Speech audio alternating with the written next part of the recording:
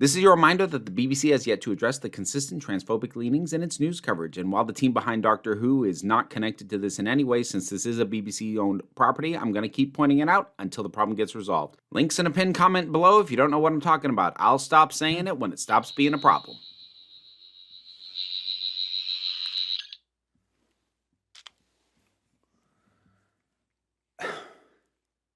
Okay, who is that back there?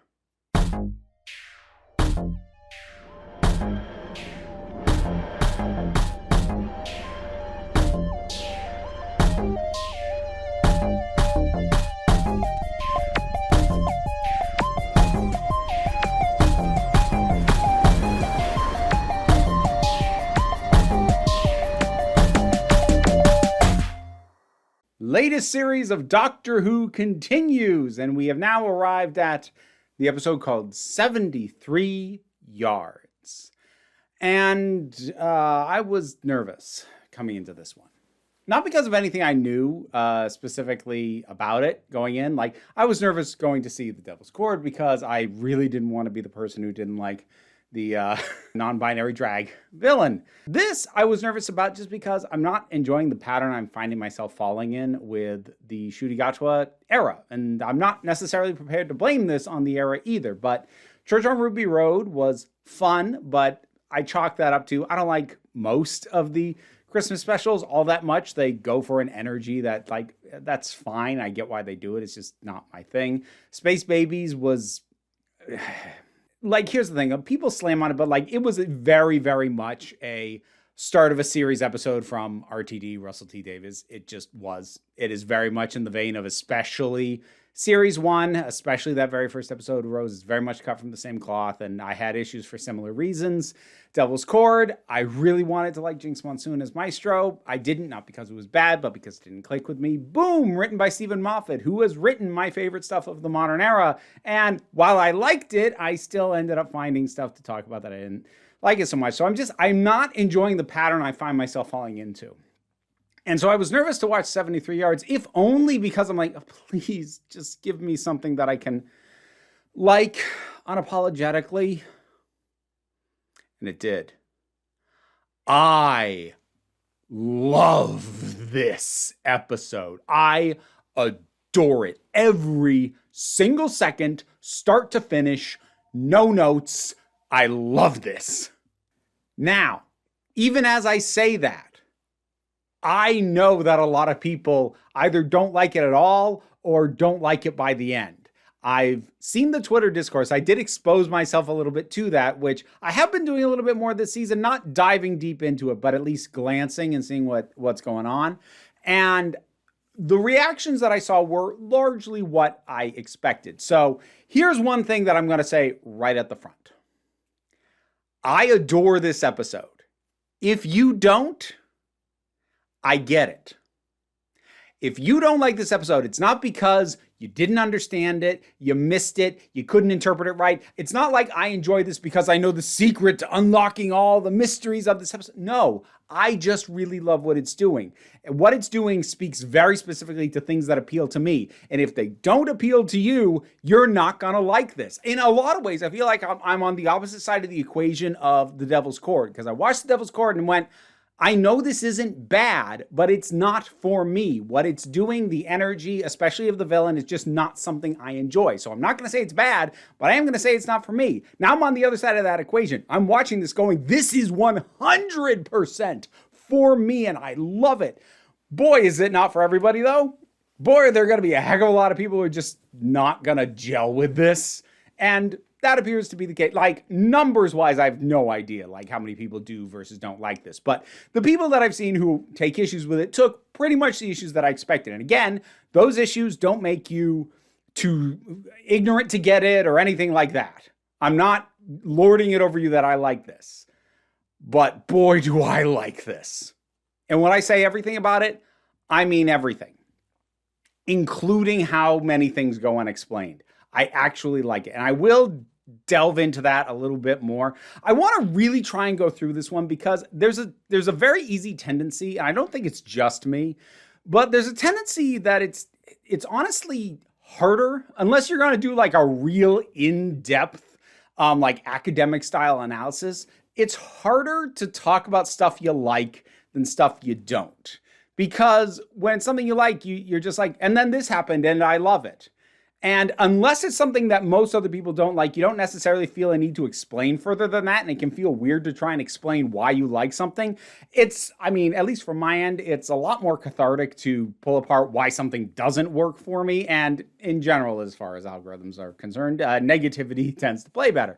But I really want to go through this thing as much as I can because I loved this. And I want to give it its proper appreciation. Again, partially because I know not everybody is appreciating it. And again, I'm not trying to convert you to my way of viewing this, but I just want to give you why this is amazing to me. So we land in Wales and we start things off pretty simple, pretty straightforward. Neat little outfit for the doctor. Steps on a fairy circle. And then I love the camera move around Ruby. And the doctor's not there anymore.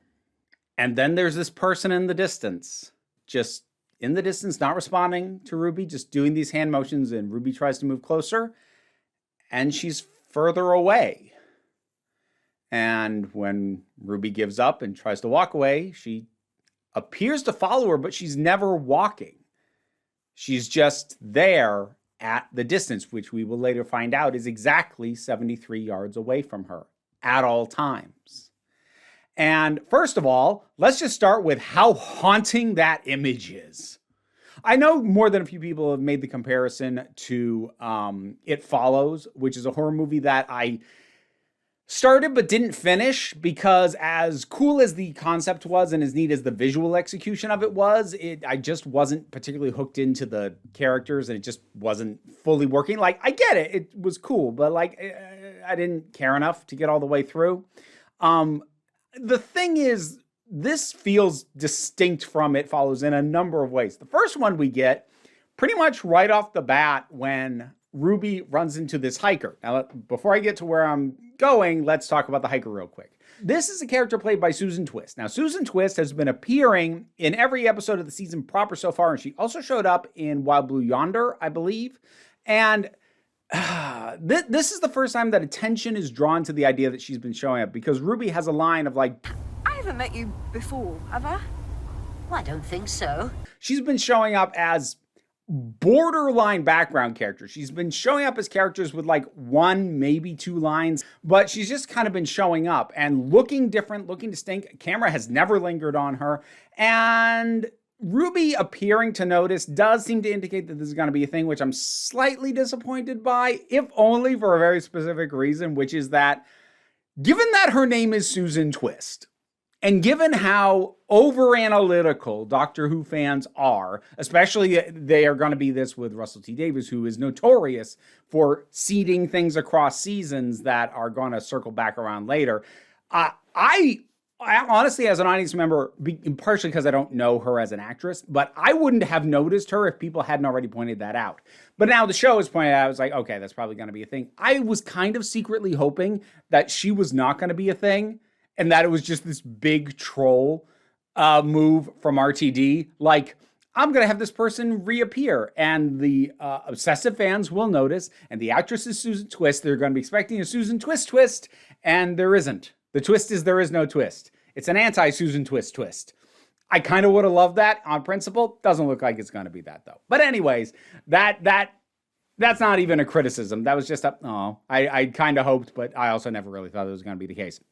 But Ruby interacting with her gives us one of our first big distinctions versus what I would have expected from just this image. And again, wonderfully haunting image of this person in the distance, which is that other people can see her. Do you see her? Of course I can. Who is she? Like, what you expect from this setup, and also what It Follows did, is that nobody else can see this thing. Everybody can see her. Everybody can see this person in the distance doing these motions. They can go up to her. They can interact with her. She's real. So that alone is already kind of more unsettling, because this whole thing is very much going for a dark fairy tale feel, energy, execution. And pretty much down the whole way. That is what this is. This is a dark fairy tale. And just having other people see her that's different. And then this woman goes up to her, interacts with her, and we don't know what's said. We don't know what happens, but she looks back at Ruby and she runs. Why? Don't know. And just the mood that is set by this, the encroachment of this thing that also won't come any closer. I forget the Latin term that gets put forward for this, but Semper distans, always distant. This idea of like always there, but never any closer than it currently is. That's a really, really cool notion, because it is creepy and it is just unsettling and unnerving, but you don't know if it's a threat. You don't know if it's dangerous. It's not even getting any closer. She's just out there. And for the record, I called part of this twist almost immediately. I'd say probably the third or fourth shot we see of this woman way off in the distance. I did call like, that's Ruby. That's like old future Ruby. And that I just based off of like, it looked like she had, well, it could have just been white, but it's like that looks like it might have been blonde hair at some point. And so that was my immediate guess. And kind of like how I mentioned in Boom, my realizing that, my clocking that, does nothing to diminish that reveal. Because the sole value of a twist is not whether or not it surprised you. Or at least the sole value of a good twist is not whether or not it surprised you. Surprise can be an addition, and a bad twist is only value is in surprising you. But if it's a good twist will take a turn into the story or maybe give you final revelations to have at the end. But the sole value is not just, oh, I was surprised. A twist should have value outside of that. And this absolutely does. And for me, guessing that aspect, because obviously I didn't guess all of it, I couldn't have. We still don't know all of it. My ability to guess that aspect of the twist did nothing to diminish any part of this for me, even slightly. So we get to this, I'm just going to call it a pub, I guess, an inn. And we get a lot of colorful characters. I like the fact that these people here are playing into what they presume her stereotypes of rural Welsh people are. I think it's fun that they have fun with it. And it just brings into question this whole thing like, okay, so wait, was that fairy circle anything? Did it matter? Did it instigate this? Because they talk about it like it does, and it's shot, like it's revealing the secrets of what's going on, and then just, they're going to laugh about it and laugh at her for believing it. So it's just flavor. And it's entertaining flavor because it brings that tension to a high boil and then releases some of it. And then the traveling, her on the train looking out the window, and just every time she looks, just there she is, there she is, there she is. That brilliantly shot. Again, just this creeping terror. And then her mother. The pain I felt when it happened to her mother. And part of me did wonder, like, how is this, like, obviously just by making it her mother, but they need to up it. This can't just be the thing that happens. And it is made worse because her mother changes the locks and won't let her in, and has this whole thing about even saying to her, even your real mother didn't want you.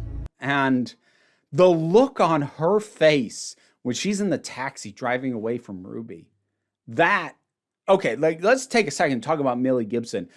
This entire episode hinges on her ability to carry this and to sell everything that Ruby goes through. And Ruby goes through a lot with this. And in my opinion, she nails it. She holds the camera. She carries this thing. I didn't know this was a Dr. Light episode when it started, so I didn't know to have that expectation of her. But if I'd known, I might have been a little bit nervous, because what I'm loving most so far about this era is the dynamic between the two of them. And while I have seen some of the Doctor on his own, like we got in The Giggle, I don't know how interesting I'm going to find Ruby minus their interaction, their dynamic, and their banter. Well, now I know. She's absolutely interesting, and she can totally hold my attention throughout the entire thing. So that's always a good thing to know and be aware of. So good on that. And then we have, it's about a year, which in and of itself, finding that, I was like, ha. And then Kate comes in. Now, in many ways, what happens with Kate is not unexpected. It is what you would expect to see. But again, they sell the removal of hope from Ruby with all this, because Kate shows up and she's like, yeah, no, we know what we're doing. We know how to deal with this. We have training. We have this. We have that. We can handle this. And this is also the point at which it becomes clear that it is something that this woman is saying, because Kate is not over where she is, but she hears it over the earpiece. And they disengage and they leave and they abandon Ruby, and they were the backup plan. They were the backup. They were the people who were supposed to come in when there was no one else who could help with this, and they left her. The episode does a good job hammering in that moment, that feeling, that emotional drop, even though this is now something that we've seen happen. This is the fourth time. So we knew what was going to happen, but it still makes it land. And then we get to one of two scenes that, for me, kind of my enjoyment of this hinges altogether on. And we're also going to start getting into where I'm pretty sure the episode lost a lot of people. So the first thing is, there is a line from Kate that to me is the core and the key to at least how I am approaching and viewing this episode as a whole. And it's this line. We see something inexplicable and invent the rules to make it work. That line, for me, is everything. And I'm going to reference it later on as we get into more of the stuff that I'm pretty positive lost most people who didn't go with this thing. So that line means so much. And also, let's just be frank, this is a great use of Kate. And also, it is an open acknowledgement of supernatural. And more the supernatural. Things seem to be turning that way these days. At this point, I'm just rolling with. I will say, at this point, I can, especially after this episode, I can say safely, I'm enjoying it for this season. I'm not sure I want it to be the norm going forward past this season, or maybe the next couple seasons. But for right now, I am enjoying, especially after seeing what is being done with just flatly acknowledging, supernatural stuff. Not necessarily aliens, not necessarily sci-fi, not even something that we can hand wave and be like, oh, the god of music is like, oh, it's an entity from another dimension where things work different. Like, no, this is just supernatural. Okay. Again, I'm not sure I want that to be the norm, but certainly within this episode, oh yeah. Oh yeah. But then we get to the second scene that for me, everything hinges on. Because I was able to make the shift in tone and time that this thing needed me to make. And I will readily grant that that is a big if. If you can't go with this thing, as it transitions over a montage of Ruby seeing this thing outside her apartment window, and rather than being scared of it, kind of accepting its existence, starting to toast it and doing her best to move forward with her life, starting to date, even though this thing is still there and is clearly still having a detrimental impact on her life, she's also given up, trying to get rid of it. Like, this is a fact of my existence. I'm going to live as best as I'm able to. And the course of that montage between the music, her face, her reactions, how she looks at it, and the little montage of boyfriends that we had, that got me to shift from, okay, this is still supernatural, this is still off-putting, but my view of it starts to change as her view of it starts to change.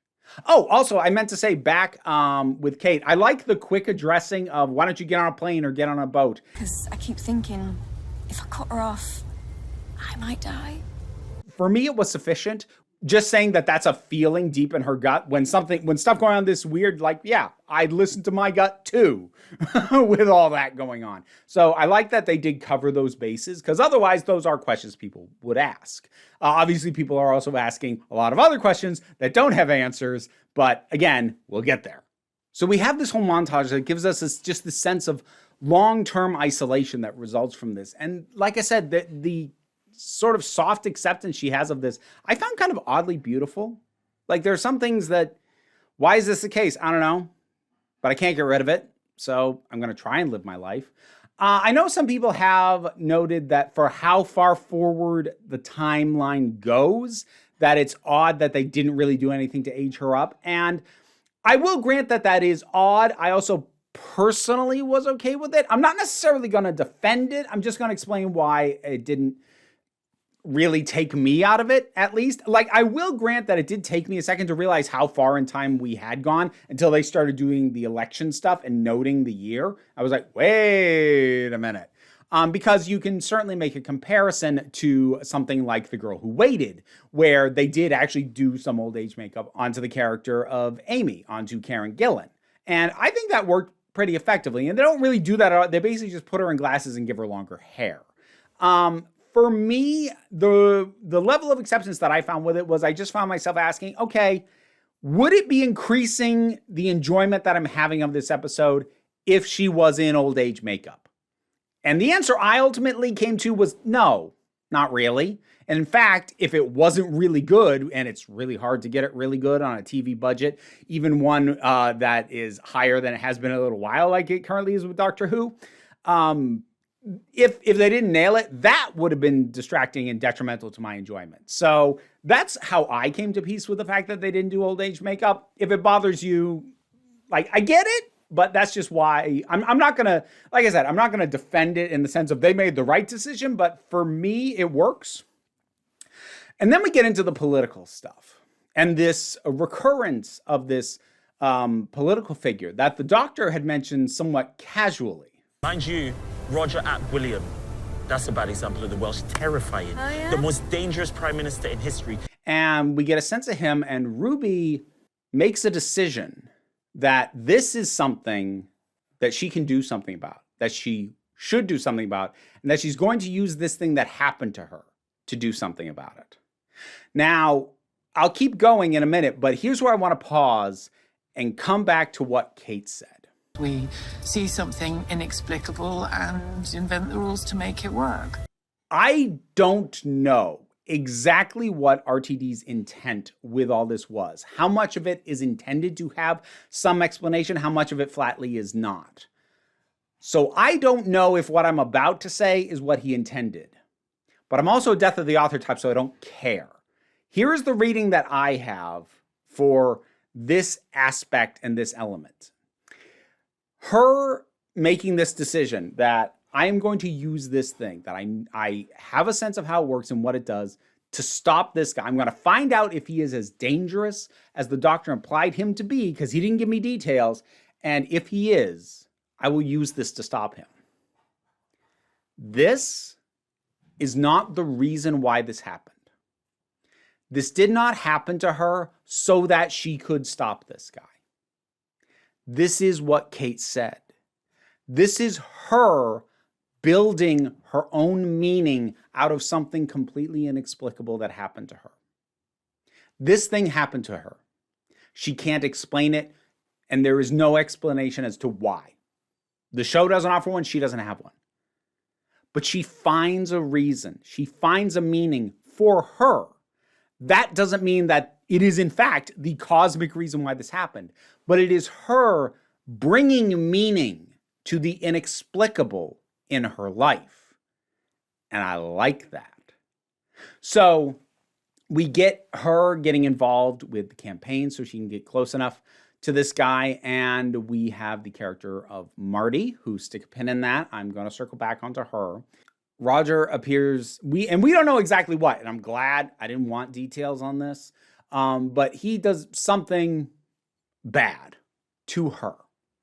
And that is the confirmation, in addition to stuff that this guy says, on air, and what his campaign manager or whatever the guy is saying, that makes it very clear how dangerous this guy is. And I'll also mention, I appreciate going with the nuclear angle, because I think Given that while there is a political aspect to this episode, I don't think this exists to critique any particular politics or to lampoon any particular political figure. So I think it was a very smart thing to pick nuclear arms as the main thing, because for all of the political nonsense going on right now, there are a few other things that you could pick that wouldn't map directly onto some political figure in either the UK or the US.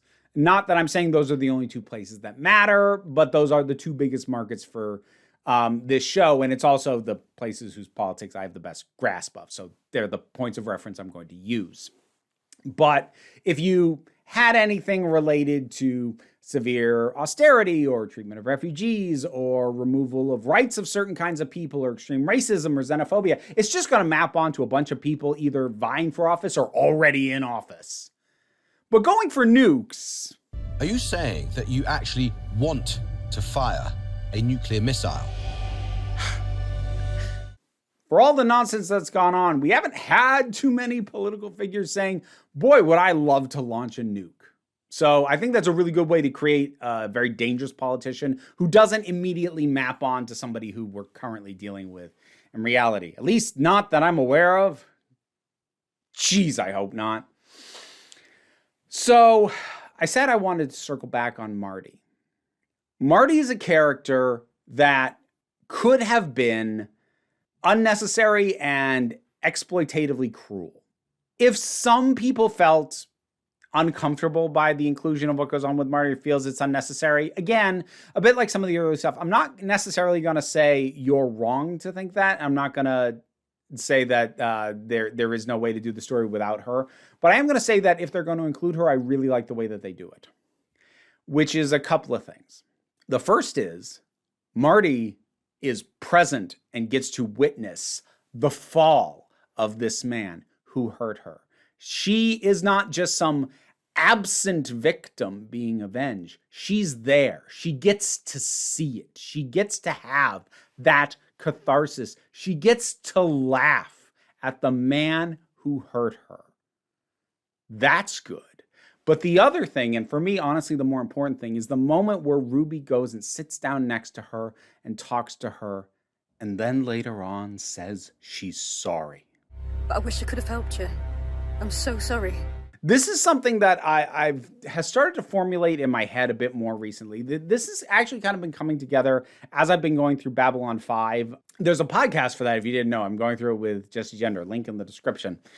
I've been finding it very, because Babylon 5 often does this well, not always, but often, and it made me just really appreciate it, which is that it is very easy in a lot of fiction when you put characters in situations where they feel like they don't have a choice or they don't have a good choice. They have to make the best choice out of a bunch of bad options to then absolve them of the consequences on the basis of that was the best choice that you could make.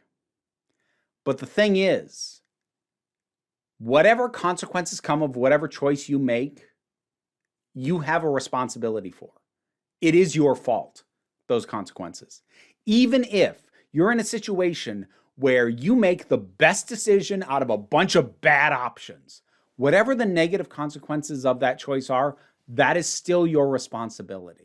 And what I like about Ruby sitting down to talk to Marty is that she seems to understand this, and the show seems to understand this. She made a choice.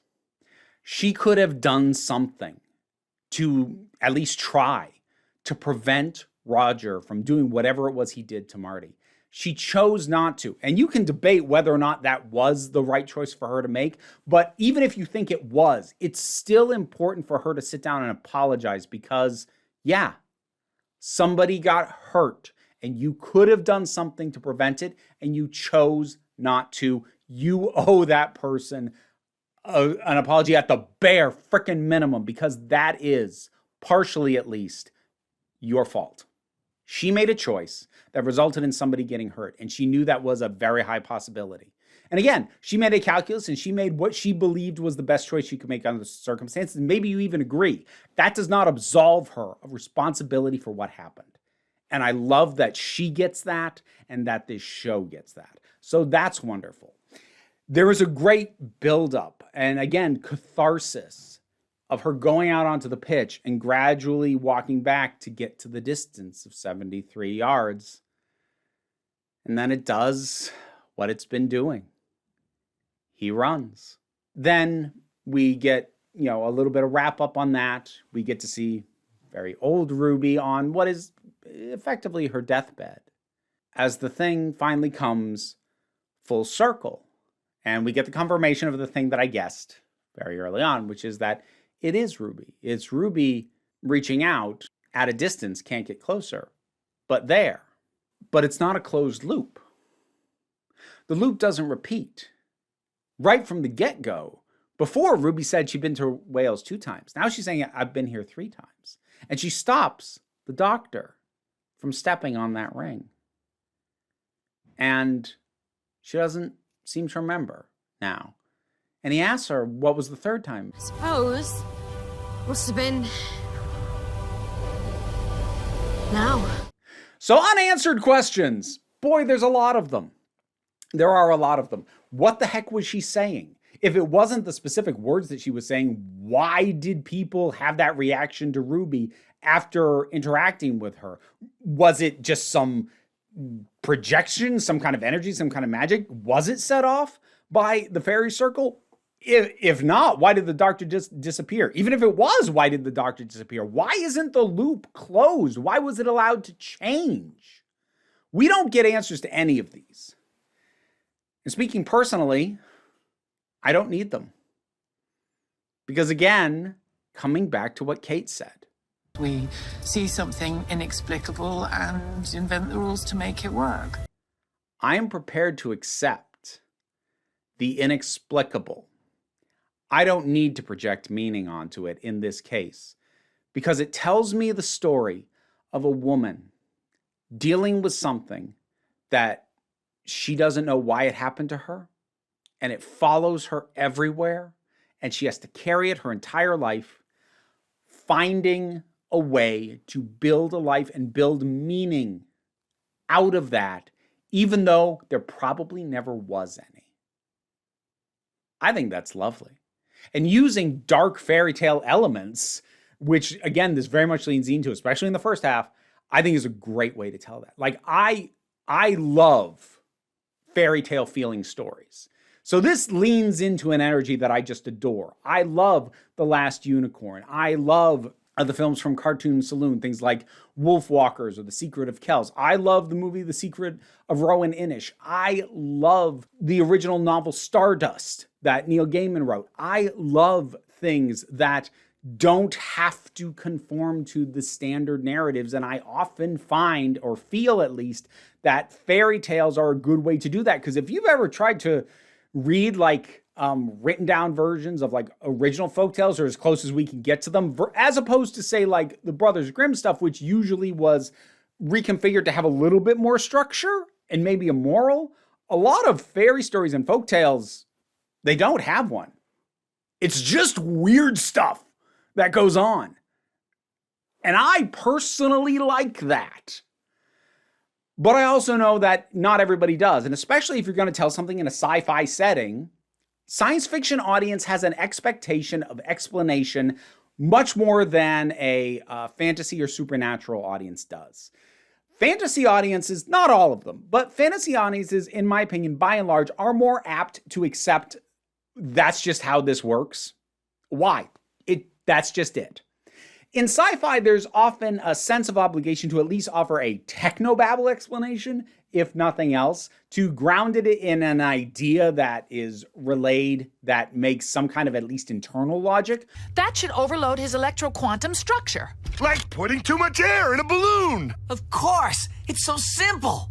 Whereas fantasy, especially if you're dealing with fairy stories, is allowed to be much more freewheeling. Not always. A lot of fantasy stories have rigid rules.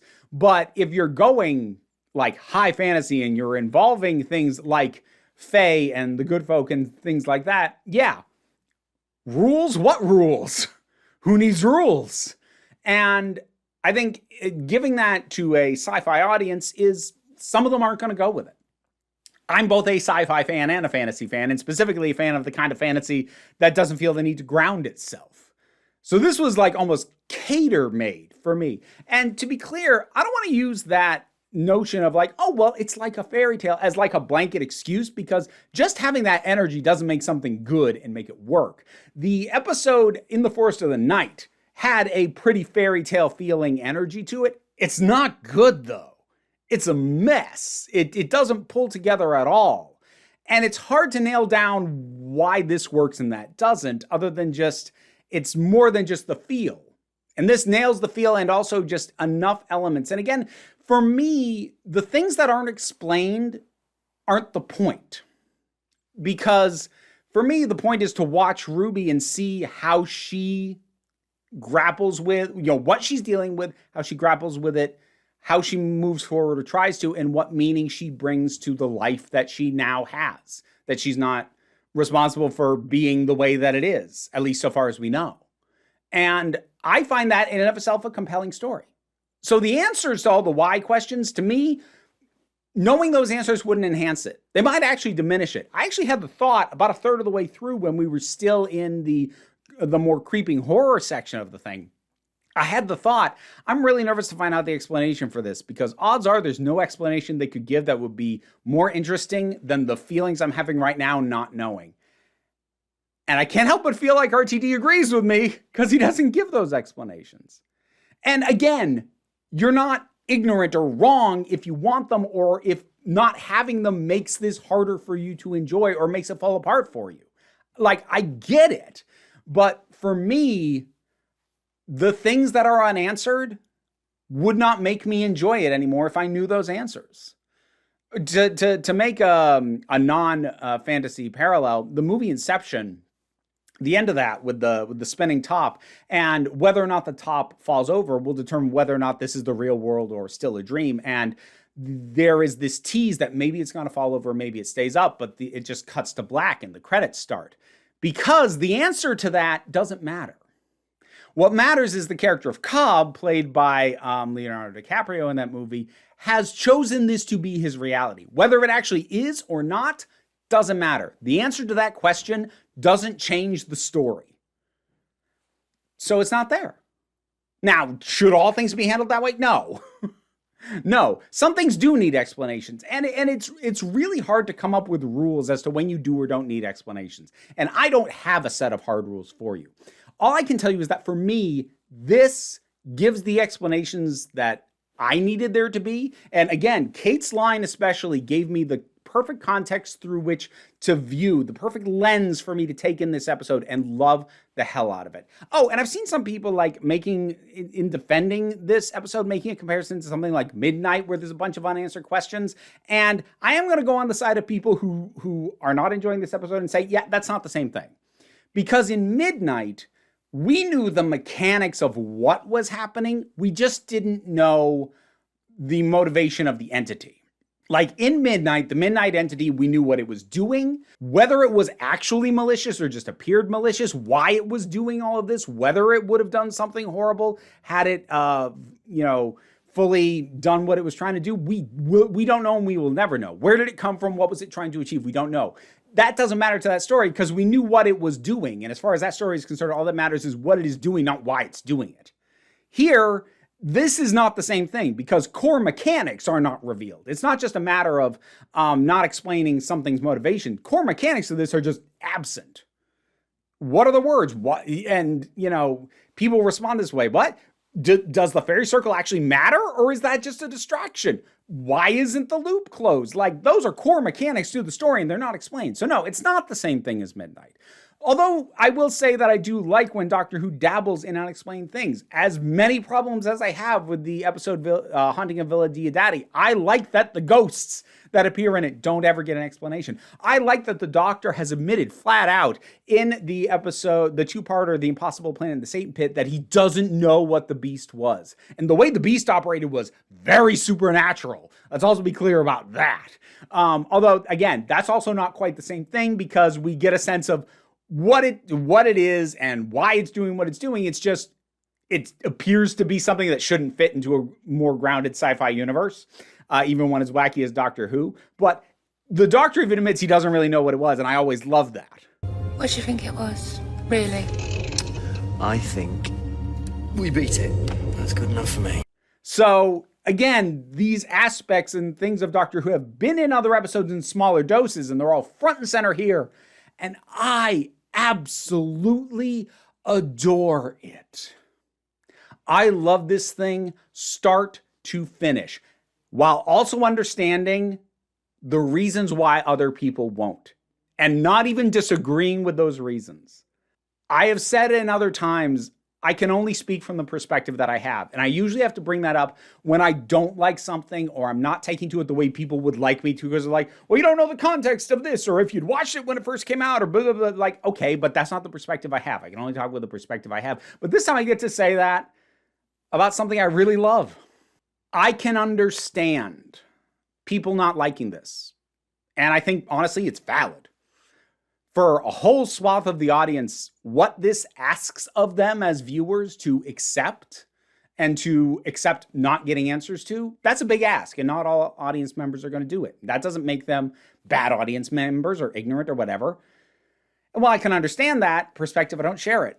I can only speak from the perspective I have, and from the perspective I have, this is beautiful. This is beautiful and haunting and uplifting. I adore this. But what did you think about it? Whatever your thoughts are on 73 yards, drop something down in the comments and let's talk about it. Patreon pays the bills and enables me to do this as my living, even if you can't help me out that way. Like, share, subscribe. Those are all a big help, but don't worry too much about it. What I really want you to remember is that you are beautiful, you are valid, and you are loved. You are the council, and I am just running the meetings. And until next time, this council is adjourned. Now to give my thanks to my highest supporting patrons: Robin Moore, Zubin Lutfula, Badasalida, Oliver B., Tarak, the Thing That Goes Doink in the Anime, Jean Foray, Ulrich Bogdan, Loki Eris, Melinda Walters, Jen, Auntie Kate 808, Becky Sparks, Bernabi Likes the Poodle, Tracy Scrabbit, Angry Casperl, Dave Hall, White Bearish, Rosalind Bennett, Toka Blahuvian, Pal Barabajoggle, and Mara G. Thank you so much for your support. You can get your name said, maybe even correctly, in the Patreon support tiers. Also, it helps me feed these little buggers.